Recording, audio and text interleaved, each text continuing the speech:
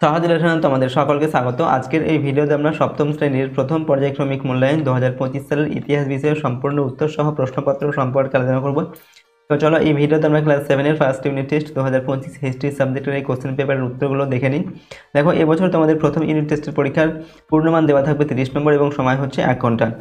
দেখো, প্রথমে কোন কোন অধ্যায় তোমাদের পরীক্ষার জন্য পড়তে হবে। 2 নম্বর অধ্যায় ভারতের রাজনৈতিক ইতিহাসের কয়েকটি ধারা এবং 3 নম্বর অধ্যায় ভারতের সমাজ, অর্থনীতি ও সংস্কৃতির কয়েকটি ধারা। এই দুটো অধ্যায় তোমাদের পড়তে হবে, ঠিক আছে, প্রথম ইউনিট টেস্টের পরীক্ষার জন্য। চলো আমরা কোশ্চেন পেপারের উত্তরগুলো দেখে নিই। আর এই সমস্ত প্রশ্নদের পিডিএফ ফাইল আমাদের সহজ লেসন অ্যাপের মধ্যে দেওয়া থাকবে। অ্যাপের লিঙ্ক ডেসক্রিপশন বক্সে দেওয়া আছে, সেখান থেকে তোমরা অ্যাপটিকে ডাউনলোড করে নিয়ে চাইলে প্রশ্নদের পিডিএফ ফাইল সেখান থেকে নিতে পারো। দেখো, এই কোশ্চেন পেপার 1 নম্বর থেকে বলা হচ্ছে সঠিক উত্তরটি বেছে নিয়ে লেখো। 5টি প্রশ্ন দেওয়া আছে, প্রশ্নের মান হচ্ছে 1 নম্বর করে। 1 নম্বর দেখে শশাঙ্কের রাজধানী ছিল কনৌজ, থানেশ্বর, কর্ণ সুবর্ণ না কামরূপ। তো শশাঙ্কের রাজধানী ছিল কর্ণ সুবর্ণ।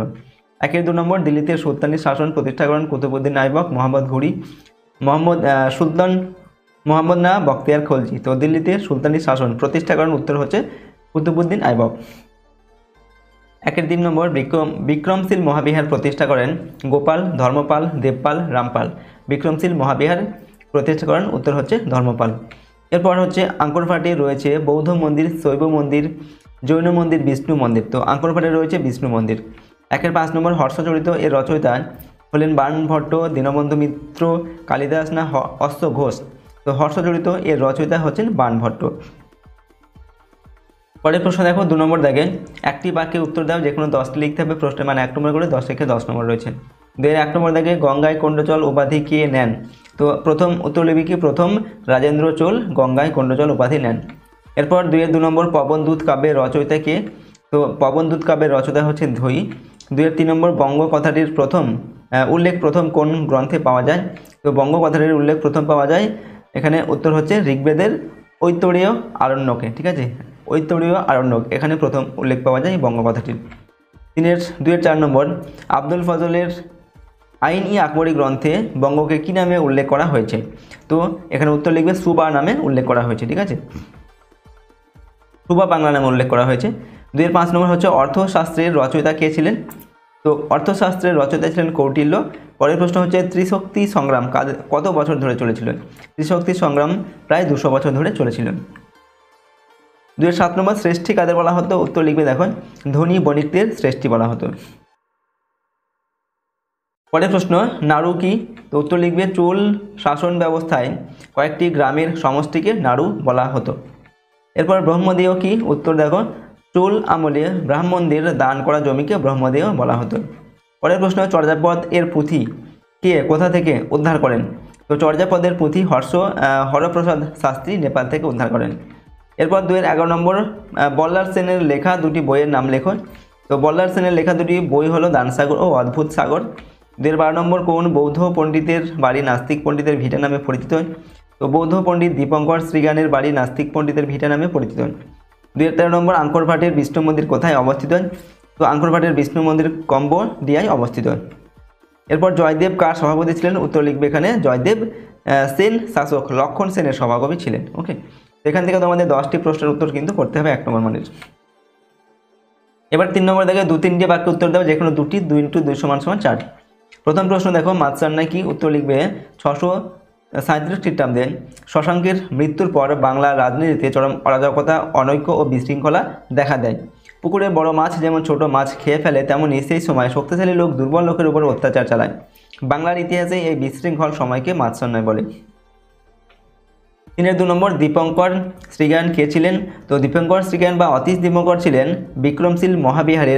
বিক্রমশীল বিশ্ববিদ্যালয়ের বা বিক্রমশীল মহাবিহারের অধ্যক্ষ। তিনি 980 খ্রিস্টাব্দে বঙ্গাল অঞ্চলের বিক্রম মণিপুরের বজ্রযোগিনী গ্রামে জন্মগ্রহণ করেন। ওকে, নেক্সট হচ্ছে 3 নম্বর শশাঙ্ককে কেন বৌদ্ধ ধর্ম বিদ্বেষী বলা হয়। তো শশাঙ্কের বিরুদ্ধে অভিযোগ করা হয় যে তিনি বৌদ্ধ ভিক্ষুকদের হত্যা করেছিলেন এবং বৌদ্ধদের পবিত্র ধর্মীয় স্মারক ধ্বংস করেছিলেন। এ কারণেই আর্য মঞ্জুশ্রীমূলক কল্প, হর্ষচরিত ইত্যাদি গ্রন্থে তাকে বৌদ্ধ ধর্ম বিদ্বেষী হিসাবে সমালোচনা করা হয়েছে। 4 নম্বর সিদ্ধাচার্য কাদের বলা হতো। তো পাল যুগে মহাযান বৌদ্ধ ধর্মের সঙ্গে অন্যান্য দার্শনিক চিন্তাধারা মিলে গিয়ে বজ্রযান বা তান্ত্রিক বৌদ্ধ ধর্মের জন্ম হয়েছিল। এই মতের নেতাদের বলা হতো সিদ্ধাচার্য। ওকে, এখানে তোমাদের 4টি প্রশ্ন দেওয়া হয়েছে, যে কোনো 2টি প্রশ্নের উত্তর লিখতে হবে 2 নম্বর মানের। পরের প্রশ্ন দেখো 4 নম্বর দেখে 4-5টি বাক্য উত্তর দাও, যে কোনো 2টি 3 নম্বর মানের প্রশ্ন, 3 দুগুণে 6 নম্বর। প্রথম প্রশ্ন, কৈবর্ত বিদ্রোহ বলতে কি বোঝেন?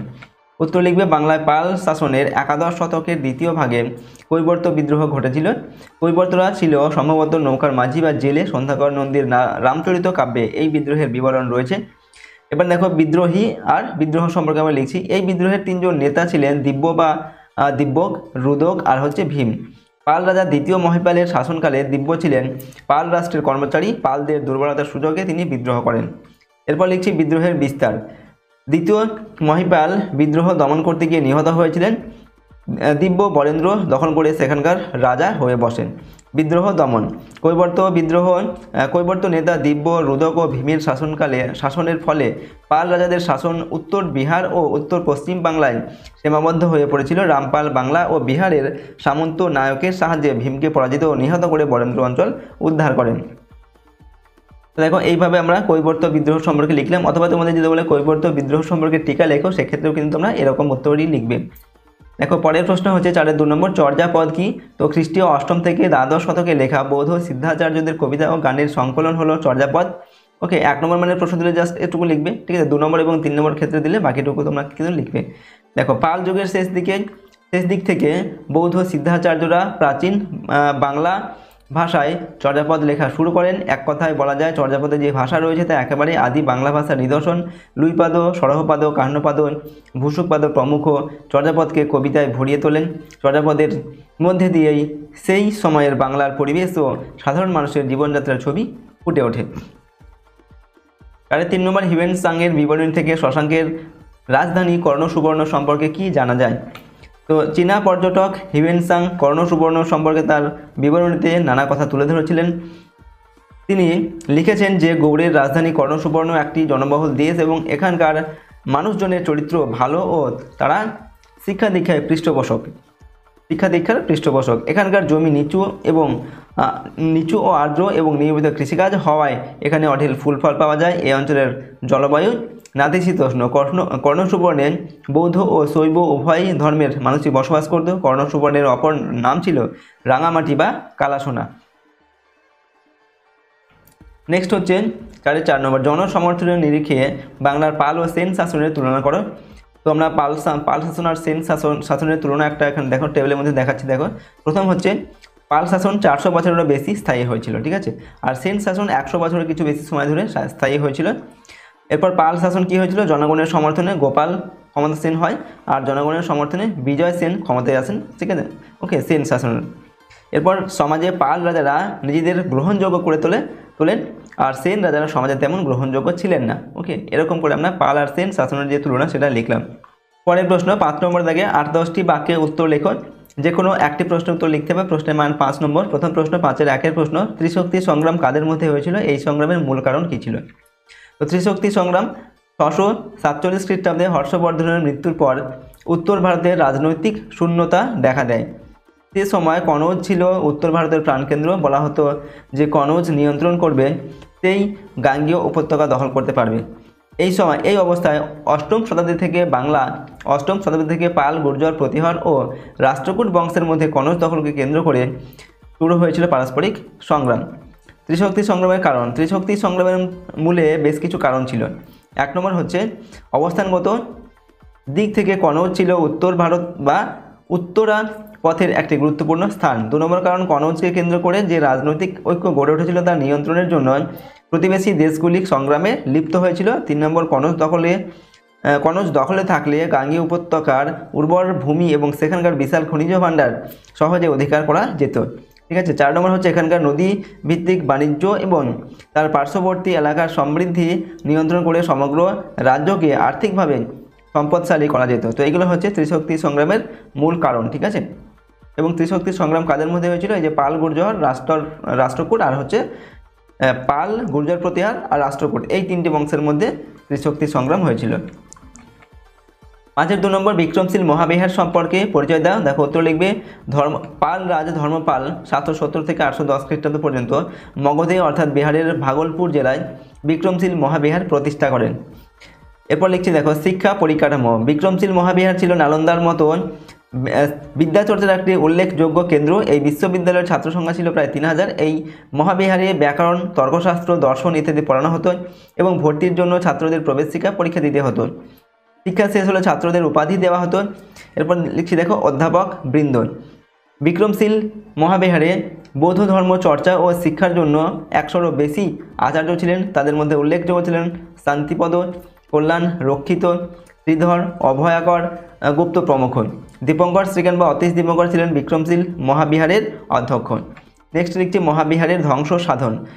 ধর্মপালের সময় থেকে পরবর্তী প্রায় 500 বছর বিক্রমশীল মহাবিহার শিক্ষা চর্চার অন্যতম কেন্দ্র ছিল।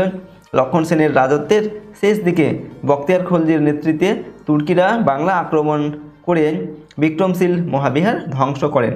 তো এরকমভাবে আমরা লিখলাম বিক্রমশীল মহাবিহার সম্পর্কে।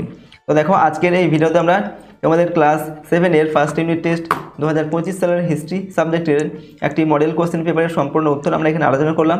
প্রতিটি প্রশ্ন উত্তর তোমাদের কিন্তু ফার্স্ট ইউনিট টেস্টের জন্য খুবই গুরুত্বপূর্ণ। সুতরাং সমস্ত প্রশ্ন উত্তরগুলো অবশ্যই তোমরা ভালোভাবে মুখস্থ করবে এবং বারবার প্র্যাকটিস করবে।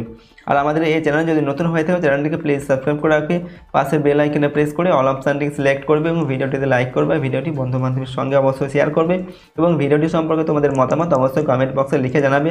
আর এই সমস্ত প্রশ্নদের পিডিএফ ফাইলগুলো আমাদের সহজ লেসন অ্যাপের মধ্যে দেওয়া থাকবে। অ্যাপের লিঙ্ক ডেসক্রিপশন বক্সে দেওয়া আছে, সেখান থেকে তোমরা অ্যাপটিকে ডাউনলোড করে নিয়ে চাইলে প্রশ্নদের পিডিএফ ফাইল তোমরা সেখান থেকে নিতে পারো।